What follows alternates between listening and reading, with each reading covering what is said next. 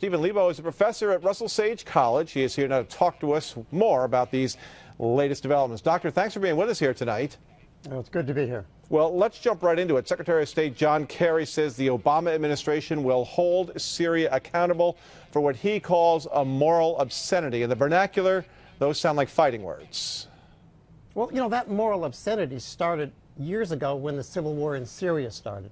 And let me make a core point. This is the first day of classes. I started my day at Sage 9:30. I have spent all day long with college students whose entire life has happened while we have been at war in the Middle East. We've been at war for more than the life of a college freshman.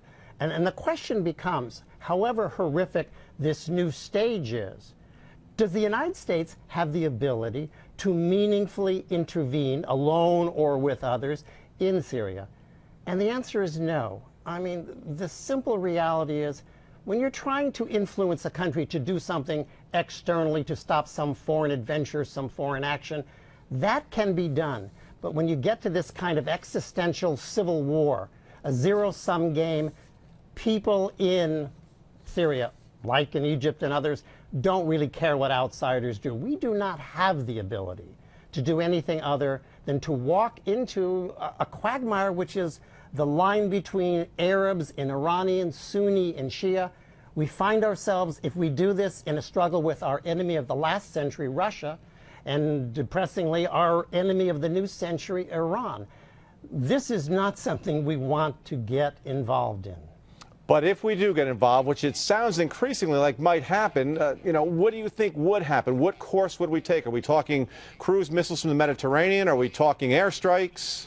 At most, the United States would attack at a distance, cruise missiles, perhaps airstrikes.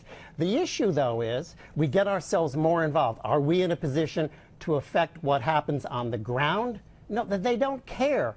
Each side sees their winning or defeating as a fundamental issue of their identity, their existence. They don't care what we do. And in the middle of a war, us throwing out one more bomb into it, now it complicates life for us. But does it make the situation better in Syria? No, it really doesn't. They're in the middle of a civil war. Tens of thousands of people have already died in fashions that may not have been chemical, but were pretty horrific already. And it's clear, Doctor, you don't think we should do it, but in 20 seconds, do you think we will do it? We are likely to do something symbolic, but meaningful, no.